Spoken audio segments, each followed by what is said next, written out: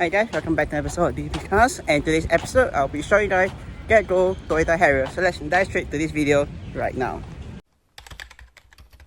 Alright then, now let me just show you guys the Toyota Harrier itself. So starting with the damages for this vehicle itself. Unfortunately, this vehicle has some minor damages to this because of it being almost having close to 150,000 kilometers. There is some gapping right down below here. The bumper isn't perfect. Some dents right here, more dents right here,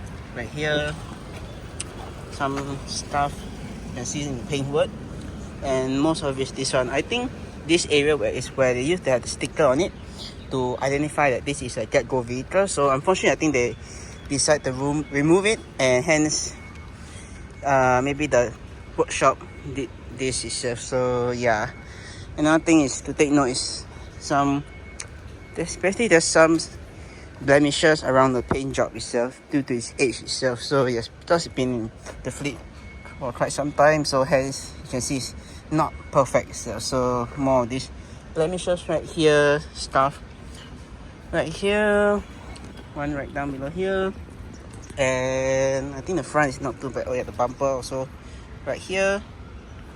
You can see I don't know whether this thing, but I think usually it's supposed to be perfect, but yeah, because of his age, it definitely is seen its fair shares of it. So yeah, other than that, that's basically it. I'm not too sure whether for this generation, whether there was a facelift or no facelift. I'll probably put, I think in the title of the video itself, I will definitely indicate whether this is a facelifted Harrier or non-facelifted Harrier itself. But other than that, let me just show you guys the trunk space of the vehicle right now before I show you guys the interior. So let's dive straight to that.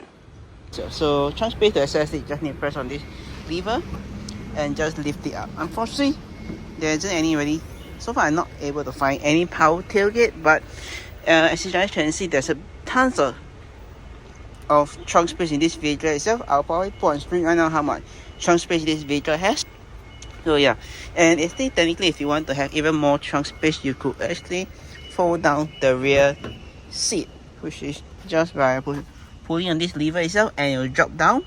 Same goes for the other side itself. So yeah, so you guys can see the Harrier actually is quite a good car in terms of practicality itself. So yeah, unfortunately there isn't really any button to close it itself, because it's just the manual release of the closing of the lever. So just need to pull on this down and close it itself. So yeah, just like that itself. So yeah, but other than that, that's basically it for the car itself. Now let me just show you guys the back seat of the Toyota Harrier. Alright then, now let's jump to the back seat of the Toyota Harrier itself. So stepping right into the back seat itself, as you guys can see, there is tons of leg room in the vehicle itself. So basically this has been adjusted to my driving position wise, and as you guys can see, I have tons of leg room in the back, which is a very, very good thing for this car wise.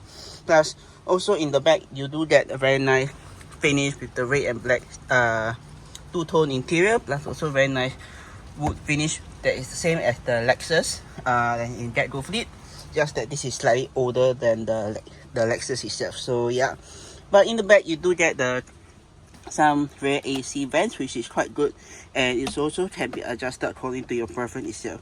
Normally I think for some AC it's just blowing at your leg itself, which is like, what's the purpose itself? So yeah, but moving on, you do get some storage space right behind the driver's seat. Same for the passenger side, and looks like there's an empty cigarette thing right behind there, been left by the previous user. You also do get this very nice panoramic sunroof, which can be opened up via a button, which I'll show you guys later at the front. But in the rear, legroom wise, I already mentioned, it's tons of legroom for me. Headroom wise also not too bad. It's almost, I would say it's almost similar to the Lexus itself, where usually the sunroof kind of eat into the space itself. Plus you also feels like you're sitting quite high up itself. Plus, but legroom space, headroom wise, I got about a piece of headroom space. But yeah, it's not too bad, I would say. Also, good thing is the transmission for this car also isn't that high, so you do get this almost smooth floor itself, which if you want to, you could technically sit three people in the back and 2 people at the front. So total technically you can carry 5 people in this vehicle itself, so which is a good thing. Unfortunately, one thing you don't get for this car is, unlike the Lexus, there's, I think I remember correctly, there's a button on either side of the seat itself where you can actually move the seat forward itself to have more space in the back itself. But overall, not too bad for the center seating itself. Sorry. Center seating itself, one good thing is at least you sit in the center. Depending on how the front seat are adjusted, you could actually have technically the same legroom space wise itself.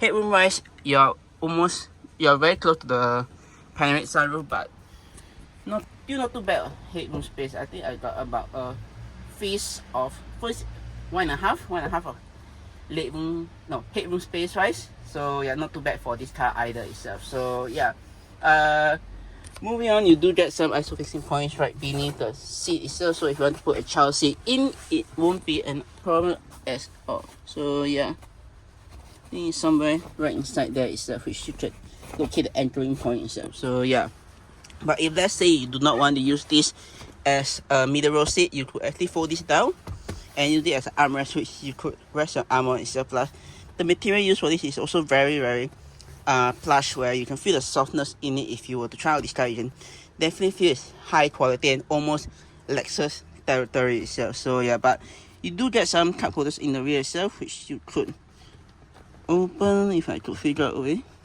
So yeah, just right, pressing this button right here. Do cup holders right here if you want to put your drinks. Let me just show you with this example. So basically, you could actually put your drinks right here and just do I think this car could actually do a long distance trip to KL if it's possible itself. So yeah, but if not, you can always just put it right down below there itself. So yeah, once done, you can just fold it back in and just stay plush itself. So yeah, and that's basically it for the rear of the Lexus, the Harrier itself. You do get this rear lighting, which is kind of useless itself because nobody going to see that. So I think usually if there wasn't a sunroof, it probably would be the center where you could actually figure with the switch to turn on or turn off itself.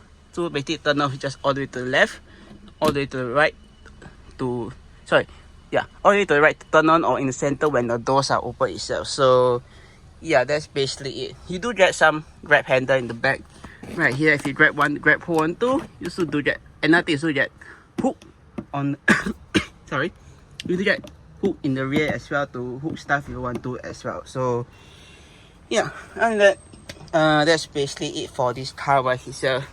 Other than your window switches, which can roll down the windows, and your door with this handle to get out the car itself. And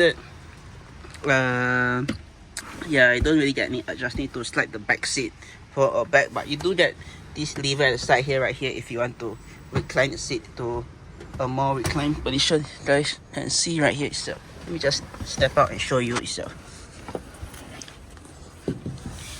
So yeah, as you guys can see, the seat is reclined a slight angle, but if you do not want to recline anymore, you can just pull this lever up and just actually you could also technically pull this lever down and have more space in the car. But if not, you can just push this back up, lock it as position, which is this, and probably someone got the seat on it to adjust to that angle itself. But other than that, that's basically it for this car wise itself. So let me just show you guys the front of the car right now. Alright then, now let's jump straight into the front seat of the Harrier itself. So stepping right into the vehicle itself, this is basically what you're greeted with. Not a bad interior, I would say, but one downside is I would say this has definitely been modified to the aftermarket one. So this isn't the stock Toyota infotainment itself. But storage space wise, what do you get? Well, basically you get one big storage space right here to put your stuff if you want to. Technically, if I wanted, I could put a plastic container and just chuck it in there, and yeah. But moving on, you also get two cup holders right here, which are hidden with the very nice gloss black trims.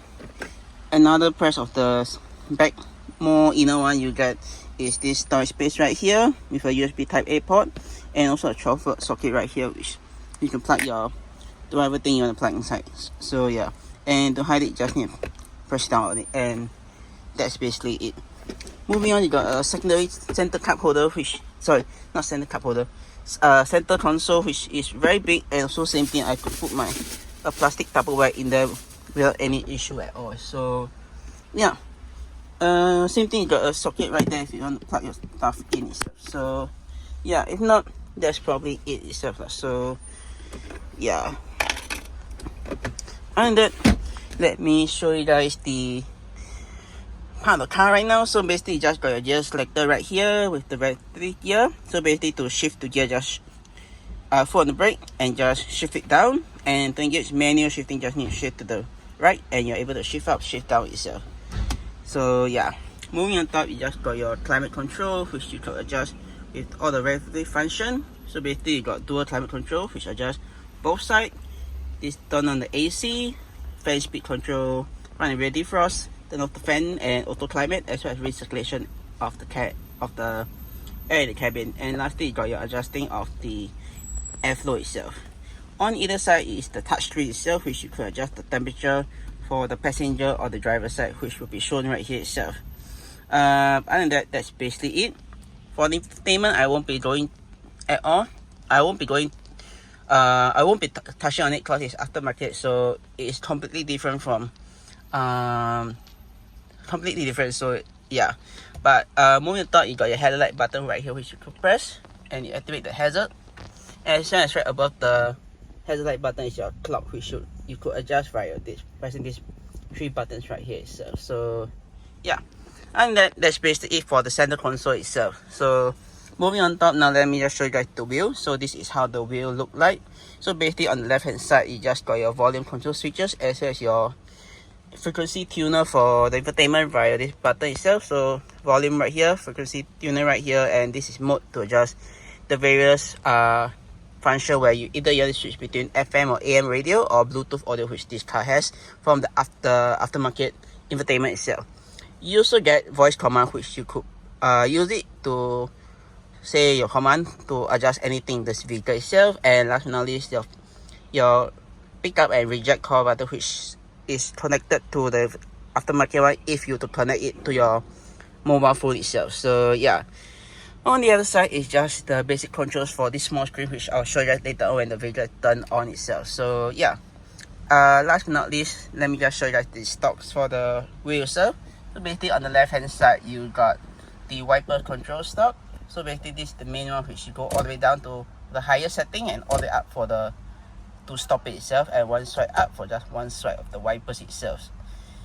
The knob on the far left is for the rear wiper, which you could adjust.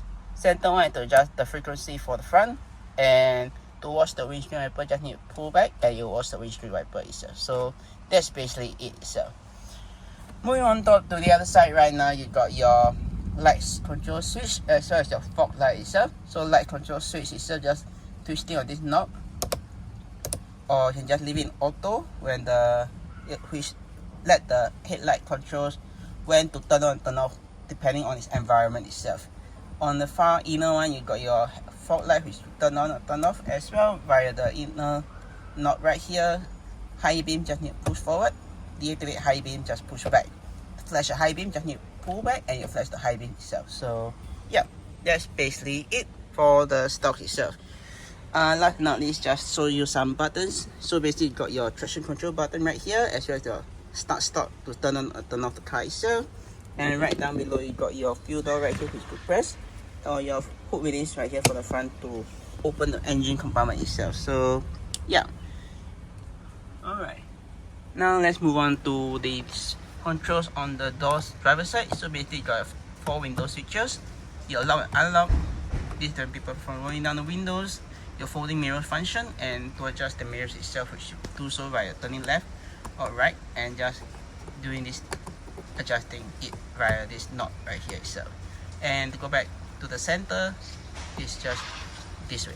And also you got your door release handle to get out the car itself. So yeah. Alright then, lastly, now let me just show you guys the sun visor. So sun visor, this is just your typical sun visor with the light when the mirror is open.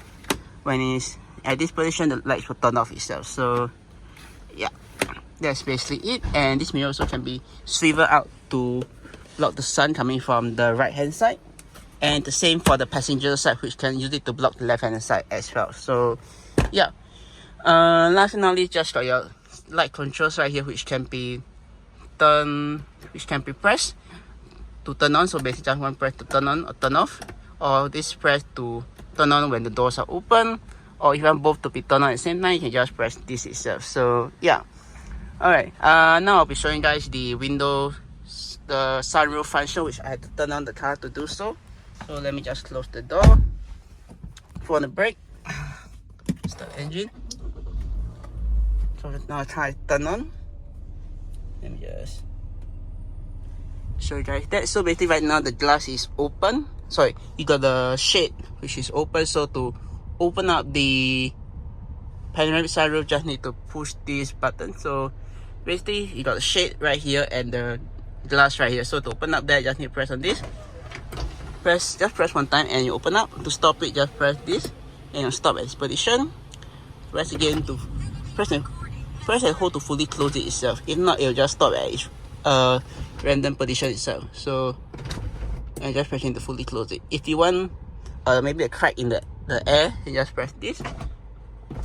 Just open up just like that.